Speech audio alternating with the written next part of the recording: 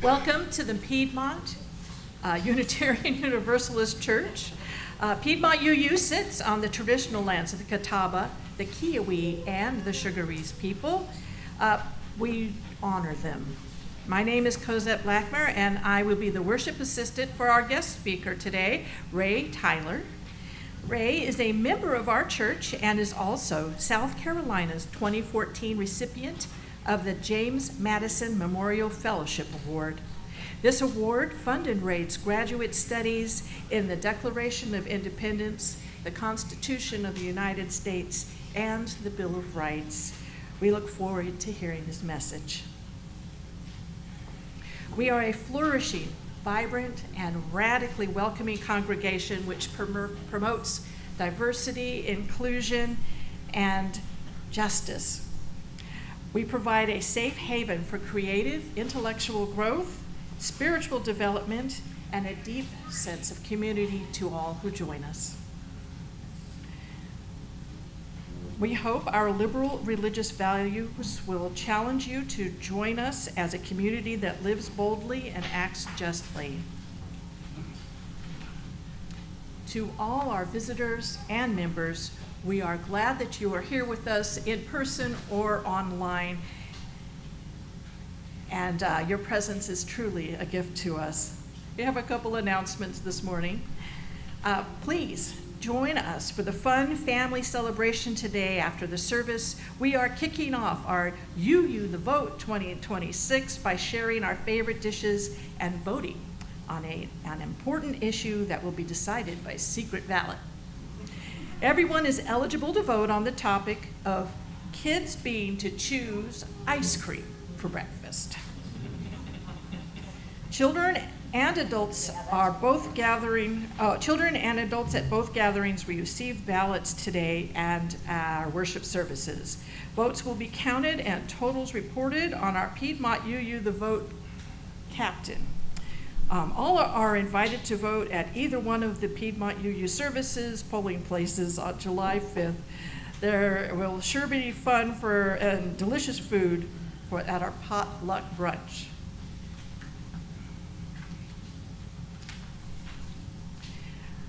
Our shared plate for the month of July is PFLAG, which is the nation's largest organization dedicated to support, educating, and advocating for LGBTQ plus people and those who love them. PFLAG Salisbury Roman chapter is again the recipient of our shared plate. They have become a special partner with Piedmont UU for many years now.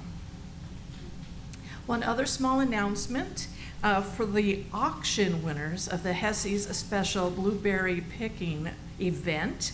There you can look for the brown box. They have some information, their address, and the best way to pick blueberries, I think he said.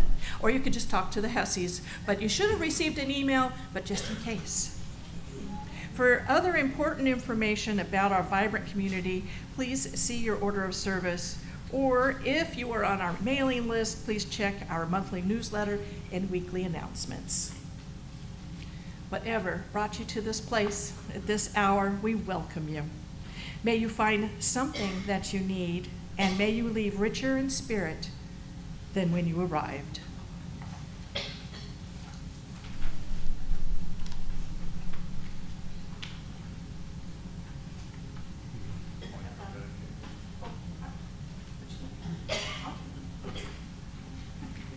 Teamwork. Cosette's going to light our chalice, and I'm going to read the chalice lighting message. We light our chalice as a symbol of our hope. Hope to live into a life guided by Spirit.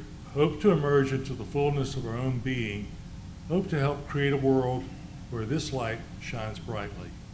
If you please join me in singing the words to lighting our chalice, a symbol of our faith.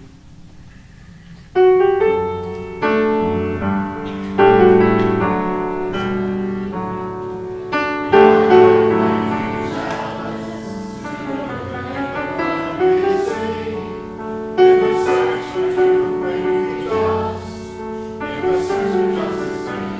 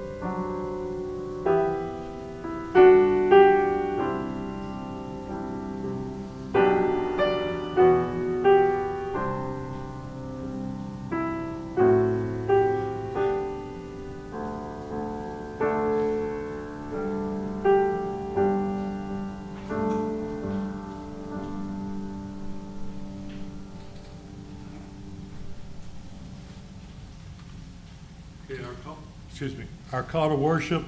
I invite you to please rise in body or spirit for our call to worship. Let us join together. We come together this morning celebrating the divine light within each and every person. We give thanks for each unique individual as we work towards a more just world. Let us continue to be guided by our values, not only in our beloved community, but also in our society. Amen. Now please remain standing and join us in hymn number 153 in our gray hymnal, "Oh, I Woke Up This Morning."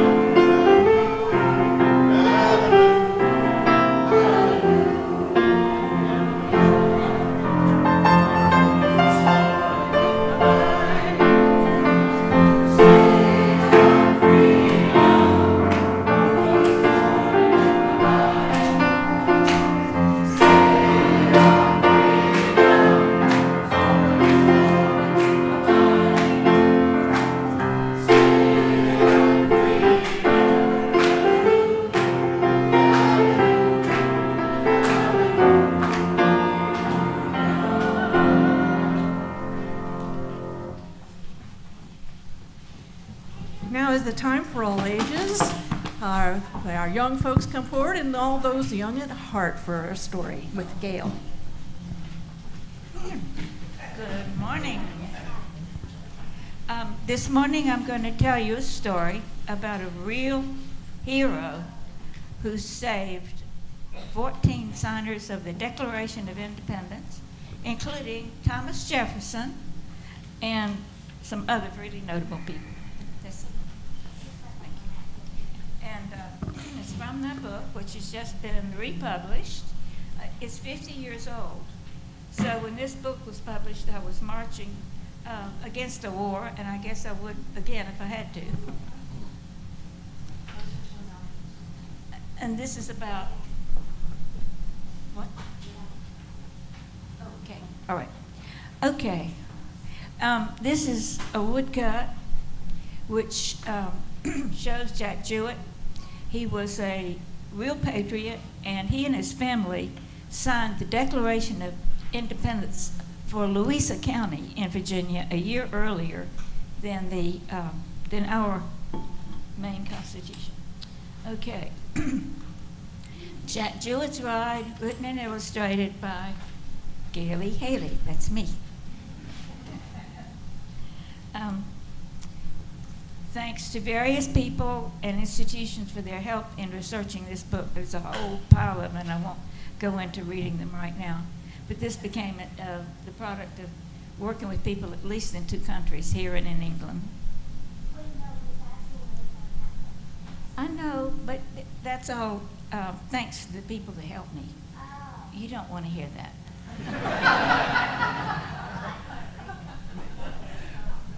Right, no. You don't need to. Jack Jewett was sitting in the moonlight outside Cuckoo Tavern when he heard the clinking clatter of riding cavalry. But what soldiers could be riding in the still and hush of evening? Everyone thought the British were many miles away. He crept softly to the roadside. What he saw there froze his blood. It was Tarleton, bloody Tarleton, King George's hunting leopard, and his troop of green dragoons riding hard toward Charlottesville. Jack knew at once whom they meant to capture there.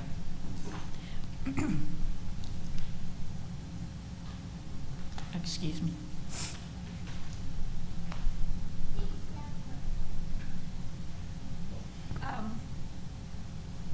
Yes. So he could see these dragoons, 250 dragoons, in these green uniforms heading toward Charlottesville.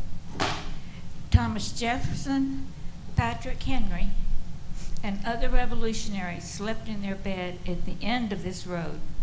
The colonists needed these men in their fight to become free. Jack saddled and bridled his bay mare Sally. There was no one else to carry the alarm. It was 40 miles from Cuckoo to the town of Charlottesville, and Tarleton's men were riding on the only road.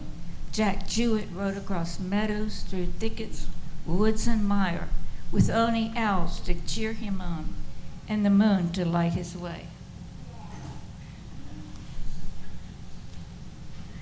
Branches tore his skin and clothing, but he hardly noticed.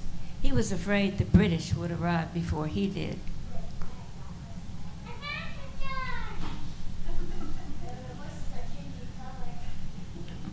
Well, that happens sometimes. Luck was with Jack Jewett. The troops did not know he'd seen them and was racing through the night. So they stopped 3 times along the way. First to rest their horses, then to burn an American wagon train they captured on the road. They stopped the 3rd time at Castle Hill, where 2 legislators slept. Tarleton's men dragged them from their beds and arrested them in their nightshirts. Then they say that Tarleton laughed and shouted, "On to Charlottesville, dragoons, bigger game is yet ahead."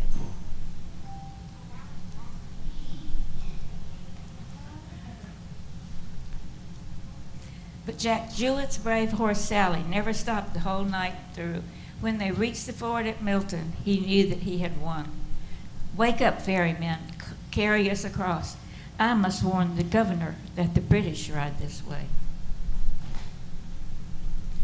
Up at Monticello, breakfast fires were being lighted as the ragged, weary rider pounded on the door. The governor listened bravely to Jack's breathless warning. "You must ride away at once. Tarleton's men are riding here to capture you." But Thomas Jefferson would not leave until he had hidden all the state papers that the British hoped to find. Jack rode on to his father's inn, the Swan, where other assemblymen were staying. The people of Charlottesville gathered to hear his news. "Hide the women and the children, bar your doors and stay inside. The British are coming to capture our town." A handful of militia rushed to hold them at the river. And one of the people in this picture is Daniel Boone. He was in town, and Tarleton and his men captured him, but didn't know who he was, so they let him go. Patrick Henry and the others got up from their breakfast and rode across the mountain to meet again another day. But General Stevens, who had been wounded, was too weak to ride that far. The Jewetts disguised him in a ragged cloak and helped him mount a nag, while Jack put on a fresh uniform and borrowed his father's swiftest horse. No, that's the dust that they're churning up. When Tarleton saw that bright red coat with epaulets and braid, he thought Jack was an officer of high rank. "Go after him, men," he shouted. So Jack Jewett led the British a long and merry chase, while General Stevens slipped away. Jack Jewett spurred his horse to the top of a high hill, leaving Tarleton and his wounded troops below. Then he turned, waved his hat, and cried, "When men need to be free from tyrants, they will always find a way."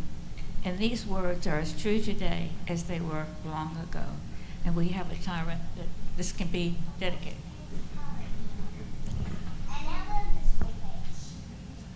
Okay, thank you. Say thank you. Do you want to say thank you? Thank you. Do you want to say thank you? Thank you.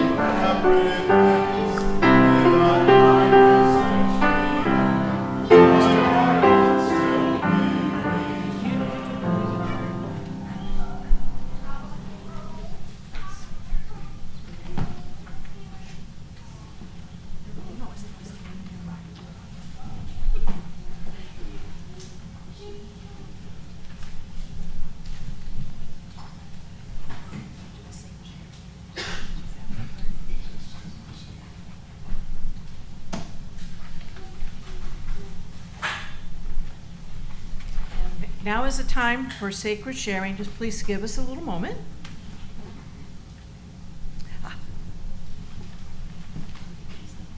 Sorry, missing a sheet. Dog ate my homework. This is our time of ritual and sacred sharing, a time for sharing our joys and sorrows, our concerns and milestones. First this week, we'd like to light a candle for Mary S. family for the recent loss of her mother and grave illness of her uncle, for all those impacted by the earthquakes in Venezuela, for peace to prevail in the Middle East and our leaders to be guided by vision of peace instead of visions of war, for all those impacted by ICE raids and activity, for all areas of violence around the world, especially the ongoing war in Ukraine, for our country that we might live and to be in a society guided by justice and compassion for every person. At this time, you're welcome to come up and fill out either a prayer card over to my left, drop a stone in our shared water, or light a candle of joy or concern. The worship assistant will hand the candle to you if you wish to light a candle. I invite you to come forward to walk along the outer aisle next to the wall.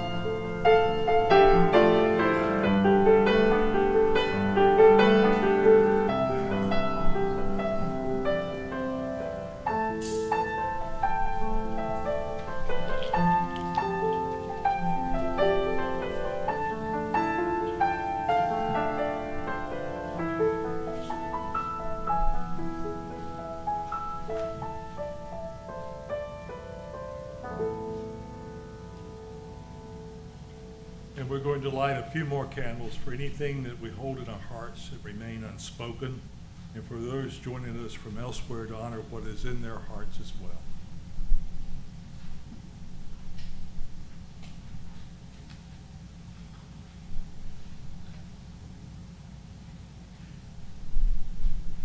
This is new to me.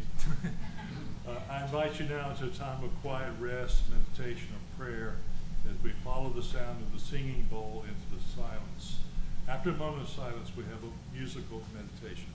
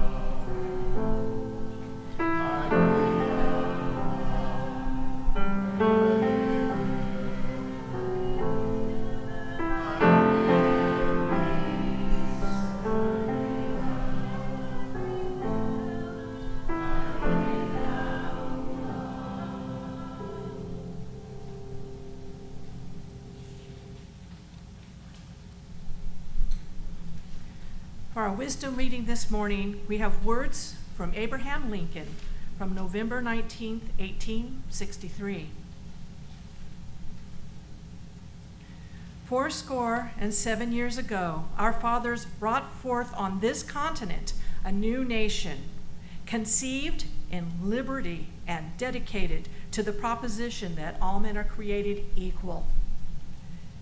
Now we are engaged in a civil war, testing whether that nation or any nation so conceived and so dedicated can long endure.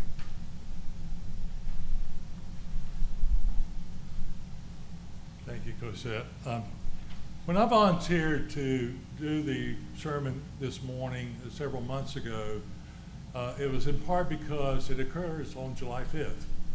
Perhaps the most famous speech about the Declaration of Independence was delivered on July 5th, 1852, by the escaped slave, black abolitionist Frederick Douglass.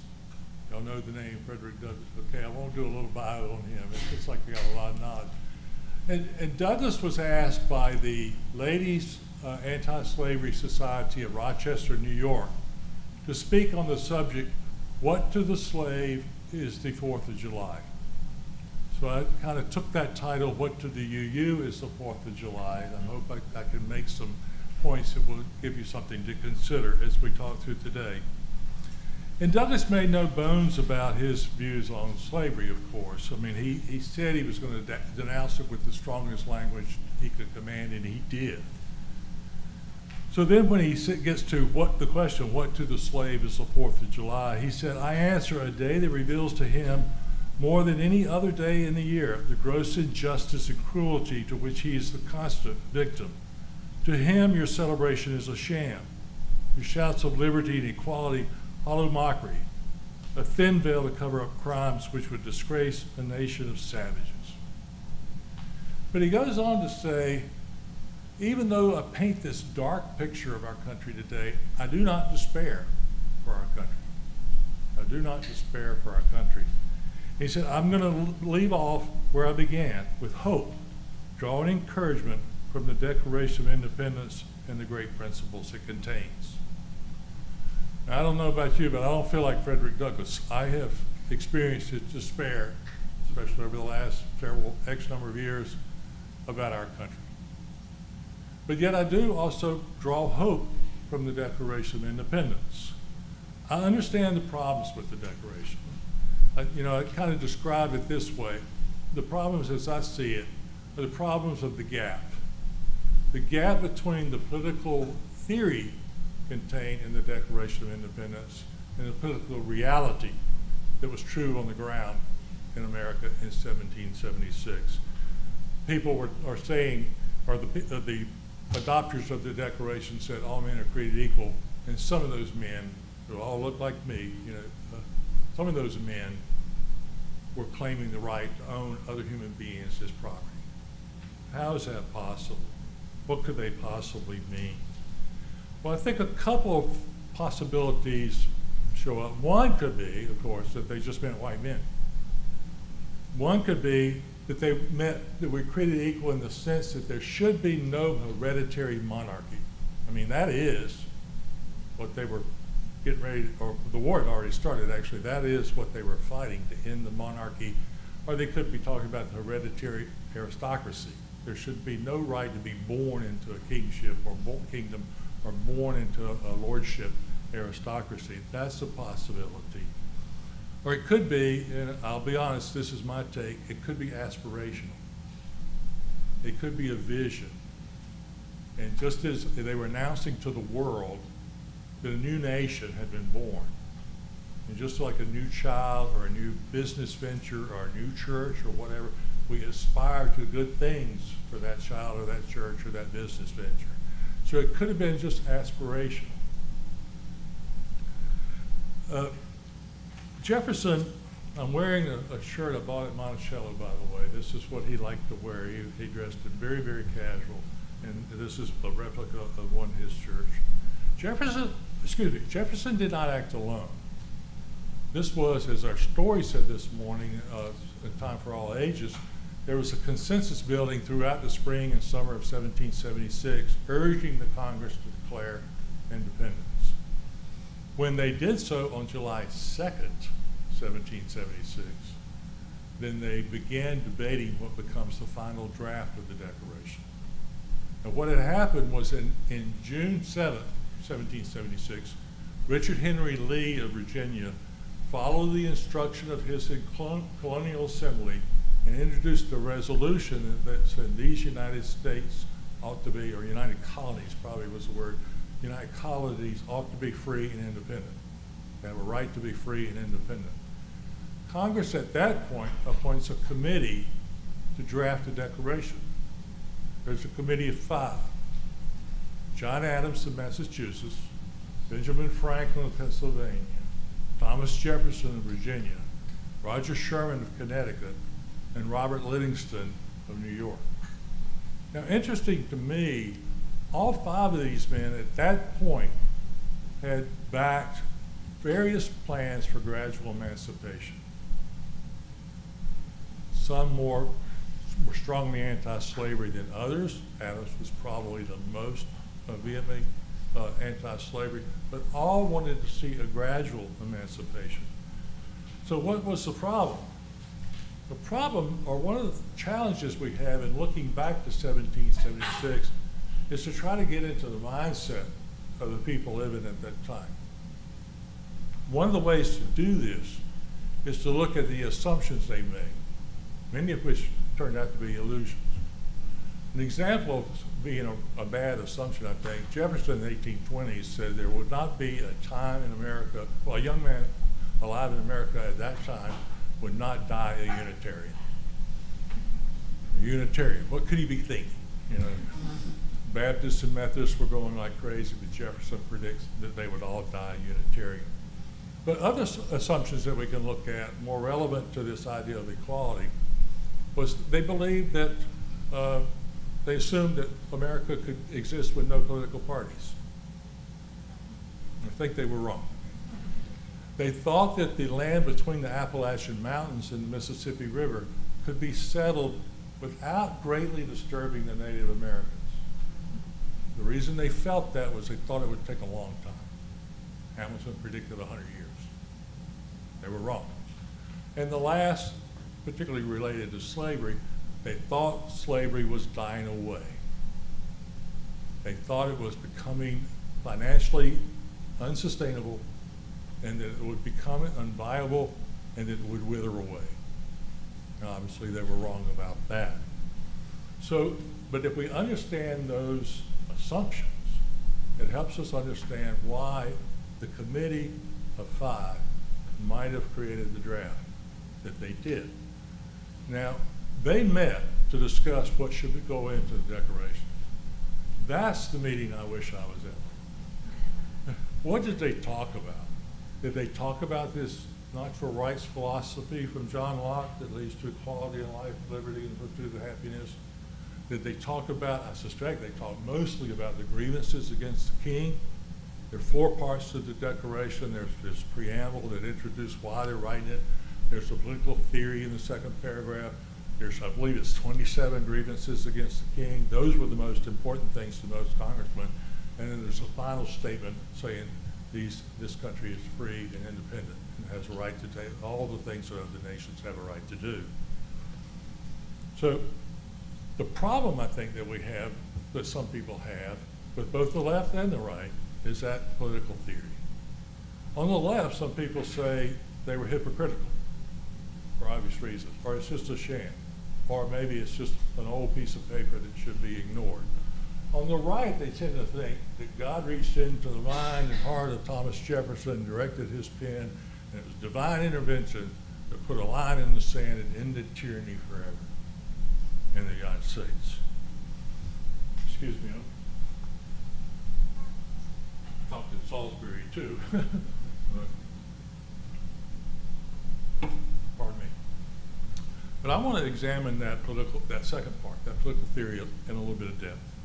And I'm going to challenge you to do something here. I'm going to read it out as it says in the first sentence that the historian Walter Isaacson calls the greatest sentence ever written. And I want you to count how many self-evident truths there are, plural. I bet if we went out into the neighborhoods around here and asked people to name a truth, they'd probably come up with all men are created equal. They'd probably come up with we have the right to life, liberty, and the pursuit of happiness. I'm not sure they'd come up with any others beyond that. Now here's a hint. Every time the word that, T-H-A-T, appears, that leads us into another. Jefferson was a pretty good writer, but everything we can say, he could write. Okay. We hold these truths to be self-evident, that all men are created equal, that they are endowed by the Creator with certain inalienable rights, that among these are life, liberty, and the pursuit of happiness, that to secure these rights, governments are instituted among men, deriving their just power from the consent of the governed, and that whenever any government becomes destructive of these ends, it is the right of the people to alter or abolish it and institute new government and organize in its powers in such form as to them seem most likely to affect their safety and happiness. One sentence. Right. How many self-evident truths did you get? 5. Yeah, that's what I count, 5. So that's one thing that I've learned, that here's an advantage that we have as Americans. Our founding documents are written down, so we can read them. Actually, I think there's a burden as citizens to read them, to study them, to understand them, to try to understand the mindset and understand how it's been used over the 250 years. So these little words can matter, like the truths, plural. Notice that among these are life, liberty, and the pursuit of happiness. Notice the word among. That seems to me to imply that there's more than just those 3. What might they be? One might be, well, my wife Linda and I, we live in South Carolina, and there are people that drive across the border into Charlotte every day. One might be the right to travel. One might be the right to marry the person you love. that might be something that fits in the definition of liberty. What is the just power of the government? Or what's the purpose of government first? Is to secure those rights. The fundamental purpose, according to the Declaration of Government, is to secure our rights, protect them. And how do they go about constituting a just government? It's the consent of the governed. Okay, folks, now we got a problem. And here it is. The only way to determine the consent of the government is the way we do in our churches. We vote, right? We're going to vote on ice cream for breakfast. I can tell you, grandfathers are in favor of that. Yeah, we vote. But what if the majority is tyrannical? What if we were to vote, everybody that joins the UU church has to lose their left arm, and the majority supports that? That would be tyrannical, it would be unjust. But the only way we can decide what to do is through the consent of the governed. But that can interfere with liberty. So there's tension between those two.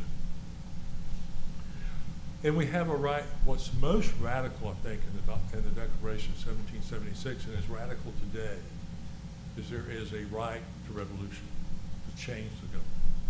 Jefferson and his draft goes on later to say, not only do we have the right, we have the duty to change the government if it is not securing our rights. Now, speaking of Jefferson's draft, he puts together this original draft, and in that draft, he makes an attack on the slave trade. He blames the king. One of the agreements is the king imposed the transatlantic slave trade on the colonies. He submits, Congress votes on July 2nd that we're going to become independent, not on the 4th.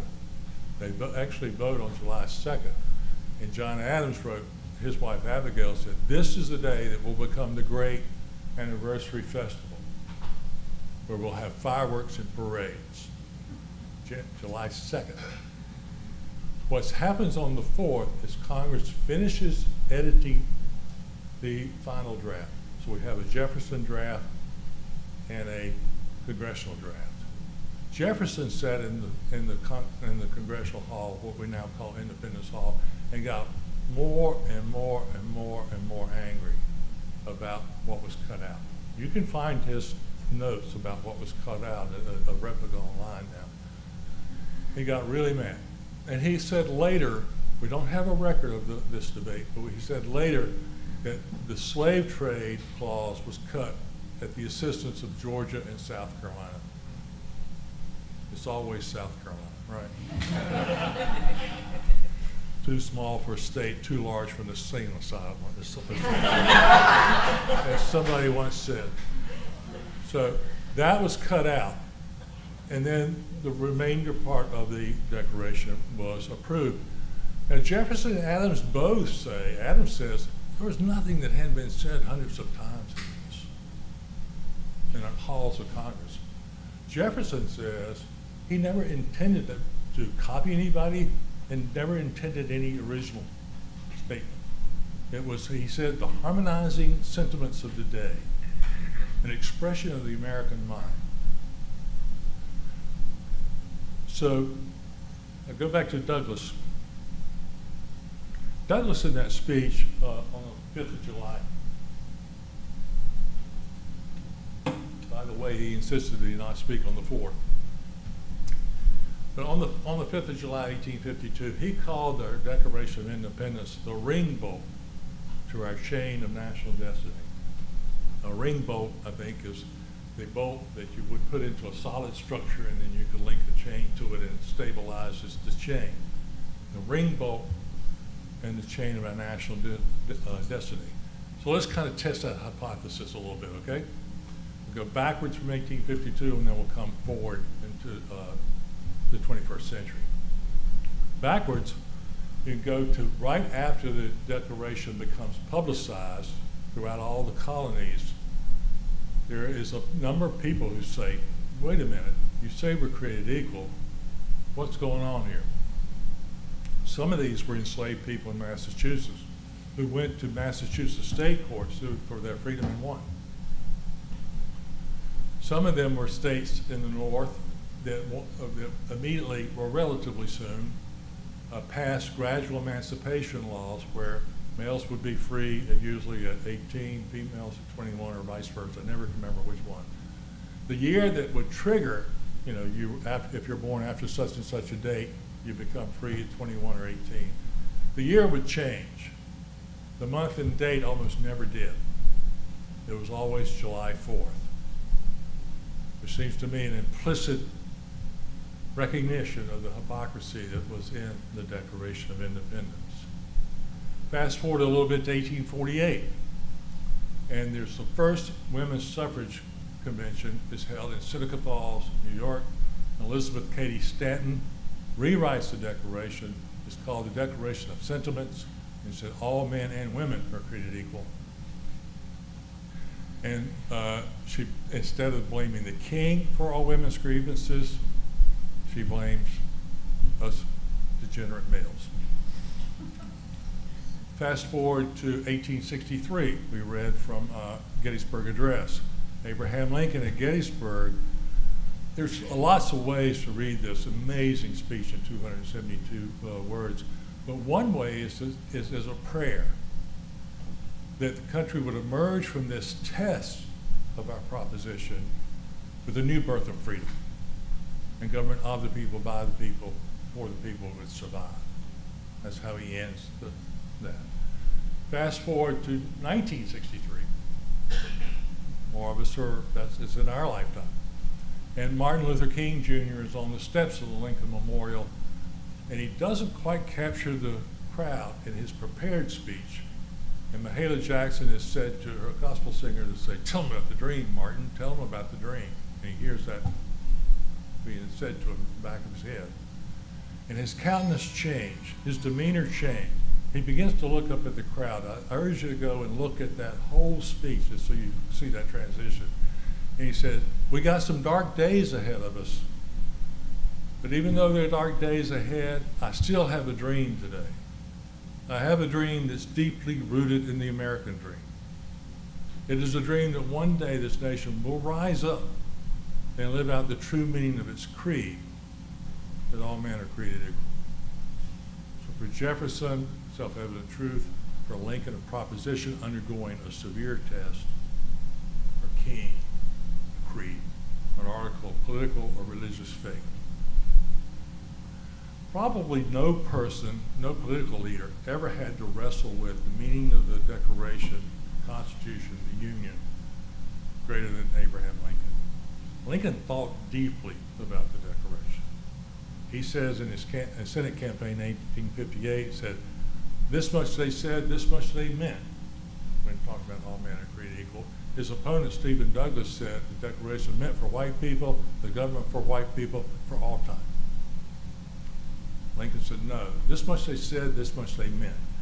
They couldn't make it happen immediately. He said, but they defined with tolerable distinction in what ways we're equal. We're equal to life, liberty, and to earn our bread with the sweat of our own brow. As the war approaches, Civil War in 1861, Lincoln has to wrestle with, is this going to be a just war? And somebody he worked with in Congress, and he only served one term in Congress, but somebody he worked with there was Alexander Stephens of Georgia. Stephens was to become the vice president of the Confederacy. 7 states leave the Union before Lincoln takes office. Again, it's always South Carolina. They started it all. And Alexander Stephens writes Lincoln, they had been friends, and writes Lincoln and said, "Mr. President-elect, the country needs you to speak out. We're falling apart. A word from you fitly spoken would be the word fitly spoken that could save our common country." But Stephens is drawing from Proverbs 25:11, that a word fitly spoken is like an apple of gold in a frame of silver. And Lincoln knows the Bible, so he seizes on that. And as he's on his way to Washington, sometime, we don't know exactly where, he starts making some notes about this particular idea. And these notes that survived from Lincoln are called fragments. This one, it was my favorite document to teach when I was in the classroom, the fragment on the Constitution and Union. And it's a one-pager. I urge you to look it up. And he's saying, you know, he looks at all this prosperity. Think about this now. This man came to D.C. on a train. When he was born, the fastest way to get from point A to B was on the back of a horse. And he comes to Washington on a train. So he looks at the prosperity in the country, the immigrants that are flooding in, the growth of the country, and he said, all of this has a philosophical cause. Philosophical cause. And he thinks about what that could be. And the reason why he thinks it has a philosophical cause is no people, our founding fathers, no people would fight and die and endure what they endured for a mere change of masters. There had to be something more than a mere change of masters. What that was, he comes to the conclusion, is the idea of liberty for all, equality for all, contained in the Declaration of Independence. It had to have something, he said, closely entwined about the human heart if they were going to risk their lives for freedom in those circumstances. And folks, it was no slam dunk at all that we were going to win the revolution. I mean, it really was a long shot, triple bank shot on a pool table. It was not a slam dunk. Nobody will fight and endure for no mere change of masters. He said that liberty for all is what gives hope to all, industry to all, enterprise to all. So the word fitly spoken is like an apple of gold. He said the apple of gold is the Declaration. That's our first principle, not the Constitution and the Union, as important as they are. The Constitution and the Union were made for the Declaration. The Constitution and Union are a frame of silver around the apple of gold. In my classroom, I got a student to create a great big golden apple, put it on the bulletin board, and we would talk about issues that came up through American history and said, does that belong on the apple of gold or not? The golden apple is to be protected by the Constitution and Union. So why fight to save the Union? Not just for the sake of the Union, but for the sake of the apple of gold, a new birth of freedom. Now we can fast forward. Revolutions go backwards, friends. I think y'all know that. We can fast forward to modern times. And we see some people who will argue this was meant for white people, or at least make statements that counter the idea of equality for all, that we're equal. Donald Trump said, you know, that a lot of immigrants murder Americans. He goes on to say, quote, it's in their genes, G-E-N-E-S. And we have a lot of bad genes in the country right now. To me, that's in direct conflict with the Declaration of Independence. J.D. Vance, I saw this from a source this morning. I was eating breakfast up in Salisbury, and I saw it from J.D. Vance from a trusted source. He apparently said yesterday that the Declaration was written for specific people at a specific time. I think it was not. 100 years ago, on the 150th anniversary, Calvin Coolidge of all people, said that if you divert from this idea of equality and liberty for all, you inevitably go backwards towards tyranny and despotism. You can only go forward if you embrace that. So for this particular Unitarian Universalist here at 12:05 on July 5th, 2026, for me, what does the 4th of July mean to this UU? It means I need to do anything I can to protect the apple of gold. So when I look at a political issue or a political candidate, I ask myself, does this further the vision of the Declaration of Independence, or does it distract or subtract from the vision of the Declaration of Independence? Lincoln said, I don't have any original ideas, folks. This came from Lincoln as well. On his way to Washington, he stops at Independence Hall, what we now call Independence Hall in Philadelphia. He swore he'd rather be assassinated on that spot that day than to lose the Union over this principle. And he said, every political sentiment I have stems from the Declaration of Independence. I'm a liberal because of the Declaration of Independence. I'm a UU in part because of the Declaration of Independence. Because if you look at our UU principles, inherent dignity for every individual, equality, peace, I can't quote it exactly, peace, justice throughout the world, democratic process, those values mesh extremely well, in my opinion, with the Declaration of Independence. So I invite you to join me. Let's fight to protect the apple of gold. Thank you.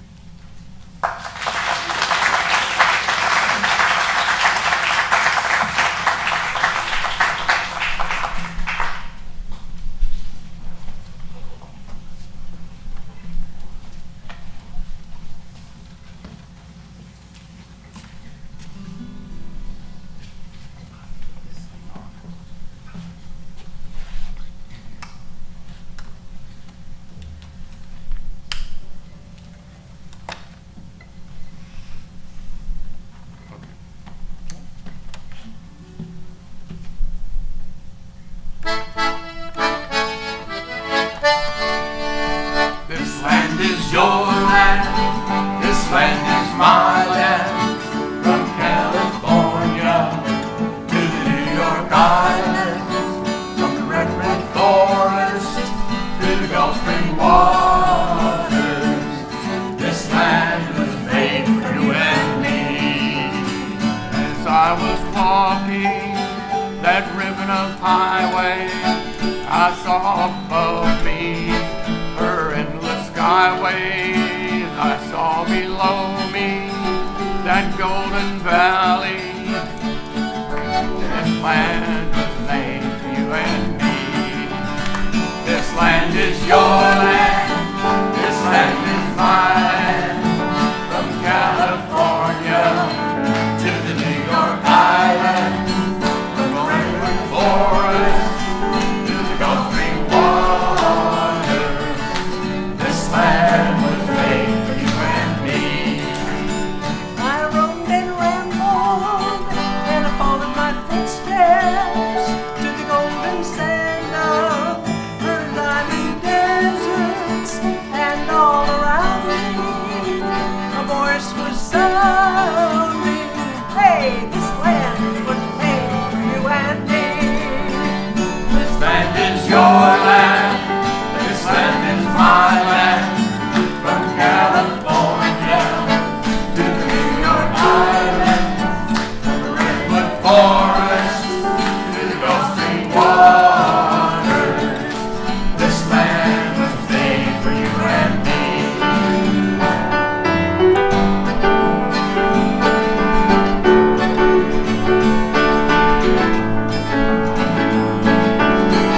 Oh yeah.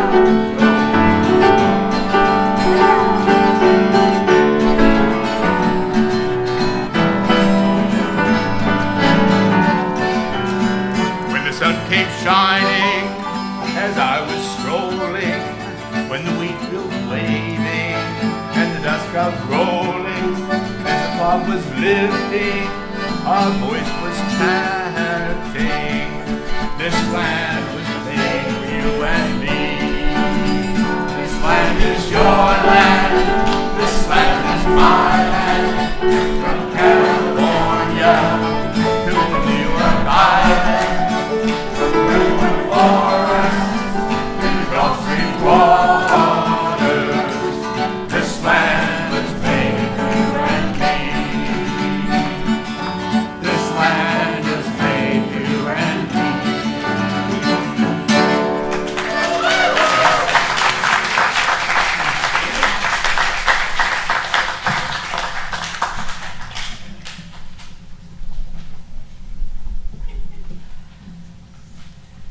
We know the financial contributions to this congregation come from sacrifice and hard work. We are so grateful for this and committed together to ensure the funds we gather collectively do a greater good for ourselves and the world than they could have done alone. This month, we are sharing our offering plate with PFLAG Salisbury Rowan, Founded in 1973, PFLAG is the nation's largest organization dedicated to supporting, educating, and advocating for the LGBTQ plus community, people and those who love them. In a moment, our host will pass around our offering baskets. We ask that you pass these baskets down your row as you receive them. You may place your gift this morning in the baskets as they make their way around the room. And of course, you are always welcome to give online at puuc.org or by texting PUUC at 73256. Today's offering will now gratefully be received.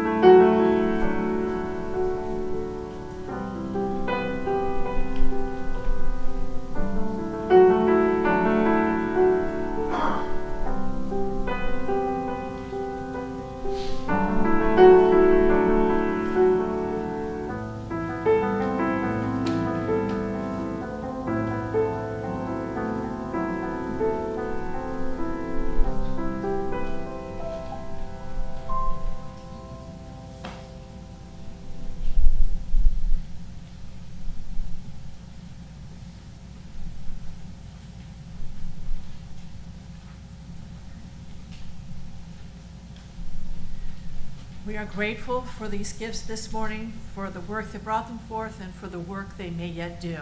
Now please rise in body, mind, or spirit, and join me when singing hymn number 162, Gonna Lay Down My Sword and Shield.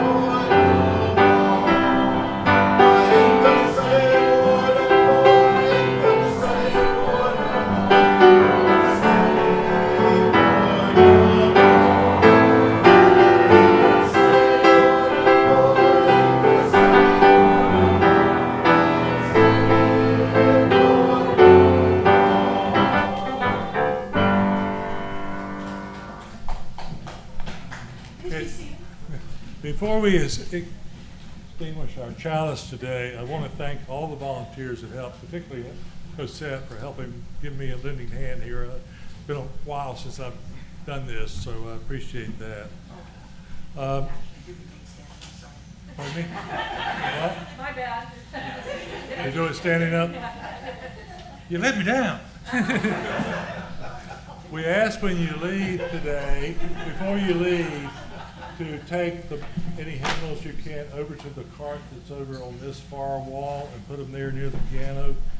And then we invite you to give thanks, either in your hearts or words, for the things in life that we are grateful or thankful for today. I want to say I'm very grateful for the opportunity to share my passion with you guys. And I'm grateful that some friends of mine from Rock Hill and Fort Mill drove up today, James, Bubba, and Michael, and I'm touched that y'all would make that drive and come all the way up. I'm very, very grateful. Thank you.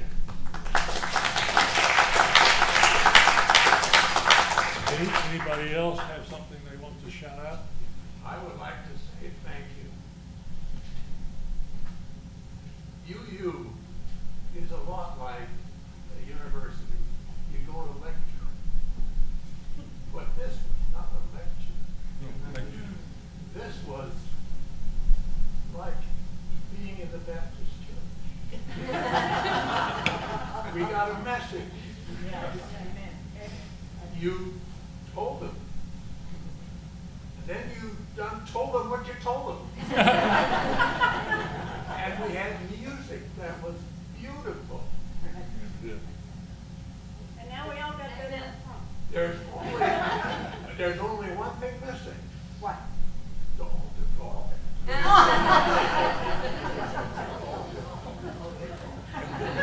And we have lunch here, so we don't have to race to beat the Baptists to the restaurant. That was a gratitude for the message today and the delivery and how well Ray did this morning.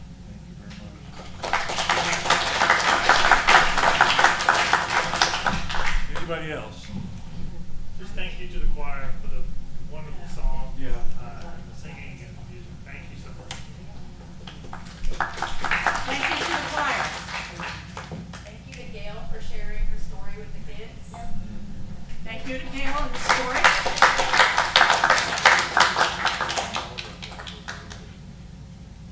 I'm thankful for Sue and her. She for the auction she made a painting of one of my late dogs, Pretty Girl, and it's beautiful, and I can't wait to see it in person. So I'm thankful for her. Grateful to Sue for helping Erin with the loss of her pet.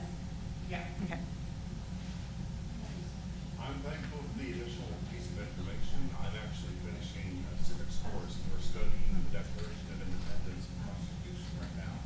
They, of course, tell us they left out those parts from Jefferson's original piece.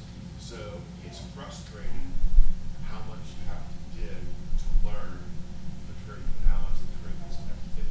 So thank you for sharing that, which many people probably have not heard before. Another gratitude to Ray for all of his deep study and care in addressing the subject. I'm grateful or thankful that somebody is still teaching civics. Gratitude that there are still civics classes. I am surprised, and I'm not sure I heard you right, but I have been surprised by how many people don't know there was this original draft by Jefferson. I've been in a seminar, I do this part-time work for this organization that does professional development seminars for teachers. I've been in a seminar with 25 Charlotte Mecklenburg teachers, all exceptional teachers. Nobody was a lightweight. And only 2 of us knew of the original draft. Never heard of it. Myself and the scholar leading the seminar. And these teachers were teaching U.S. government and U.S. history.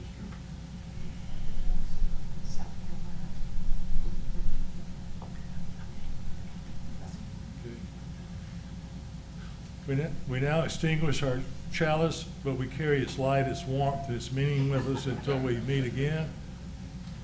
May we go in peace, believe in peace, create peace wherever we wander. May it be so. For our closing hymn, we're going to make a circle as best you can. It's sort of an amoeba more than a circle. You hold hands if you want, but you may simply stand in the circle and not hold hands. And sing blessing number 1010, we give thanks.